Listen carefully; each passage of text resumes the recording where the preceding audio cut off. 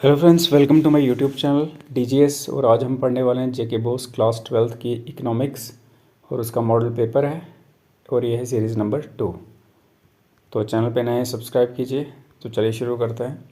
Maximum marks 80 हैं, time 3 hours है और पेपर स्टार्ट करने से पहले जनरल इंस्ट्रक्शन पढ़ लेना, ठीक है। तो चलिए सेक्शन ए से शुरू करते हैं।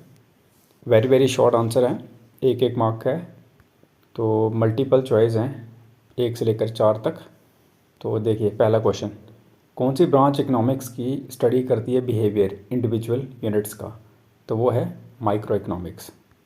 क्वेश्चन नंबर 2 है, आपको बताना है कि इनमें से कौन सा फैक्टर ऑफ प्रोडक्शन नहीं है। तो consumption is not a factor of production, ठीक है। आगे क्वेश्चन नंबर 3, आपको बताना है जब प्राइस फॉल करते हैं डिमांड राइज करती है, तो ये रिलेशनशिप को क्या बोलेंगे? तो ये रिलेशनशिप होता है लॉ ऑफ डिमांड। आगे क्वेश्चन नंबर 4, आपको बताना है सम फाइनल गुड्स और सर्विसेज का जो कंट्री के अंदर प्रोड्यूस होता है, तो उसको बोलते हैं जीडीपी। आगे क्वेश्चन नंबर 5, शॉर्ट रन में सारे के सारे फैक्टर ऑफ प्रोडक्शन वेरिएबल होते हैं। बिल्कुल गलत, फॉल्स। क्वेश्चन नंबर 6, जब एम पी सी 0.8 होगा तो देन एम पी एस कितना होगा? 0.2। बिल्कुल। आगे question number 7, balance of payment जो होती है वो हमेशा सरप्लस शो करता है। बिल्कुल नहीं, फॉल्स। अब फिलअप्स हैं। Number 8, dash is a situation when aggregate. तो ये ऐसी सिचुएशन है जब एग्रीगेट डिमांड जो है वो किसके बराबर होती है? एग्रीगेट सप्लाई के। तो उस केस में क्या बोलते हैं? Equilibrium level of income. Number 9, वो मनी जो एक्सेप्ट की जाती है लॉ द्वारा मीडियम ऑफ एक्सचेंज की फॉर्म में, उसको क्या बोलते हैं? उसको बोलते हैं लीगल टेंडर मनी। उसके बाद है नंबर 10, आप टोटल इनकम जो रिसीव करते हैं फैक्टर्स ऑफ प्रोडक्शन, उसको हम बोलते हैं फैक्टर इनकम। अब हम सेक्शन बी पे आते हैं, वेरी शॉर्ट। तो इसमें 2 मार्क्स क्वेश्चन है। तो पहला है कंसेप्ट डिफाइन करना आपने स्कैरसिटी इन इकोनॉमिक्स पे, ठीक है। तो ये बड़ा इंपॉर्टेंट है। उसके बाद नंबर 12, प्रोडक्शन पॉसिबिलिटी फ्रंटियर क्या है, ठीक है, ये बड़ा इंपॉर्टेंट है। उसके बाद अगला क्वेश्चन है एवरेज कॉस्ट और मार्जिनल कॉस्ट के बारे में बताना है, ठीक है। नेक्स्ट है इक्विलिब्रियम प्राइस क्या होता है, ये भी बड़ा इंपॉर्टेंट है। उसके बाद डिफ्रेंशिएट करना है स्टॉक और फ्लो वेरिएबल्स के बीच में एग्जांपल के साथ, बड़ा इंपॉर्टेंट है ये भी। उसके बाद नंबर 16, स्टेट करना है 2 लिमिटेशन जीडीपी की as an indicator of welfare, ये भी बड़ा इंपॉर्टेंट क्वेश्चन है, याद रखना। नंबर 17, प्रोपेंसिटी टू कंज्यूम, इसका मतलब क्या है? आगे क्वेश्चन नंबर 18, आपने मेंशन करने 2 कंपोनेंट्स किसके? गवर्नमेंट बजट के, ये भी बहुत इंपॉर्टेंट है। आगे 19, आपको बताना है फॉरेन एक्सचेंज रेट क्या होता है।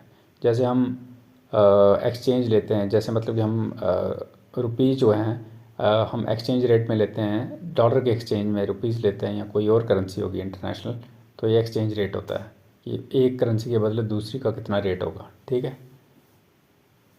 उसके बाद है नेक्स्ट क्वेश्चन, 2 डिफरेंस बताने हैं करंट अकाउंट और कैपिटल अकाउंट। तो ये जितने भी आप क्वेश्चन देख रहे हो वेरी शॉर्ट, इसको आप 30-40 वर्ड में लिख सकते हो। आगे सेक्शन सी, शॉर्ट आगे। अब यहाँ पे इंटरनल चॉइस मिलेगी और ये कम से कम भी 60 या 70 के बीच में लिखने हैं।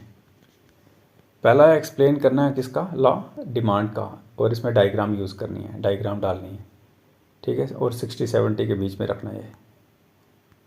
नेक्स्ट है इसके साथ और में एक्सप्लेन करना है exception to the law of demand, और ये किसके साथ? सुटेबल एग्जाम्पल के साथ। आगे क्वेश्चन नंबर 22, ये आपका कैलकुलेशन टेबल आ गया। तो आपके पास यहाँ पे पर्टिकुलर्स होंगे, इस साइड अमाउंट होगा।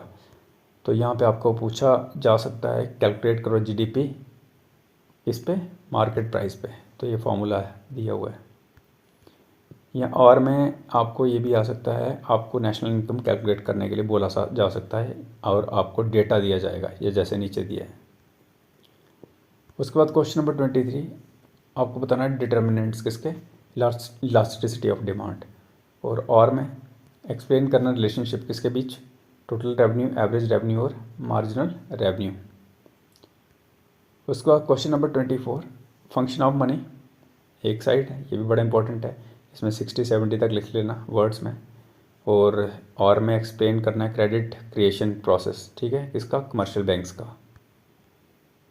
उसके बाद नंबर 25 आपको मेन ऑब्जेक्टिव्स बताने गवर्नमेंट बजट के, क्या ऑब्जेक्टिव होता है गवर्नमेंट बजट का, और इसके साथ और में डिफ्रेंशिएट करना है क्या, रेवेन्यू एक्सपेंडिचर और कैपिटल एक्सपेंडिचर। उसके बाद क्वेश्चन नंबर 26 आपको बताना है कॉजेज़ एंड इफेक्ट्स किसके, इन्फ्लेशन के, और उसके साथ ही नेक्स्ट जो बहुत इंपॉर्टेंट है डिफरेंस किसके बीच में, डिमांड पुल और cost pull inflation. Question number 27 आपको बताना है रोल आरबीआई का, रिजर्व बैंक ऑफ इंडिया का, कि ये कंट्रोल कैसे करता है क्रेडिट सिस्टम, और इसके साथ ही और में आपको बताना है 4 क्वालिटेटिव इंस्ट्रूमेंट्स किसके, मॉनेटरी पॉलिसी के। आगे क्वेश्चन नंबर 28 आपको बताना है मेन कंपोनेंट्स किसके, एग्रीगेट डिमांड के इकोनॉमी के अंदर, और इसके साथ और में एक्सप्लेन करना है कंसेप्ट किसका, इन्वेस्टमेंट मल्टीप्लायर का, और इसका डिराइव करना है फॉर्मूला।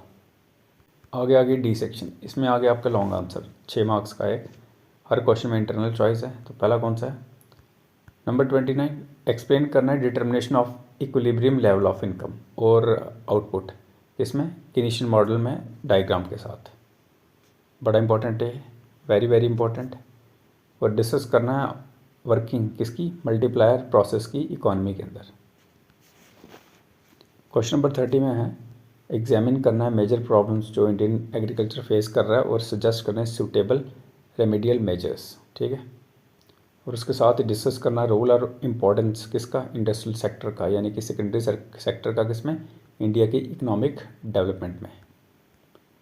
लास्ट क्वेश्चन है क्वेश्चन नंबर 31 आपको एक्सप्लेन करना है रोल किसका, ह्यूमन कैपिटल फॉर्मेशन का इकोनॉमिक डेवलपमेंट में, और इसके साथ ये पार्ट में आ सकता है, 2 पार्ट्स में डिस्कस करना है मेन ऑब्जेक्टिव्स किसके, इंडिया के 5 ईयर प्लान के, और में आपको फिर से पार्ट आ सकता है, फुल भी आ सकता है, एक क्वेश्चन भी आ सकता है, पार्ट्स में भी आ सकता है। तो जैसे ए पार्ट में दिया है इंपॉर्टेंस किसके, इंफ्रास्ट्रक्चर की इकोनॉमिक ग्रोथ में, और सेकंड एक्सप्लेन करना की फीचर्स इंडिया के फॉरेन ट्रेड के।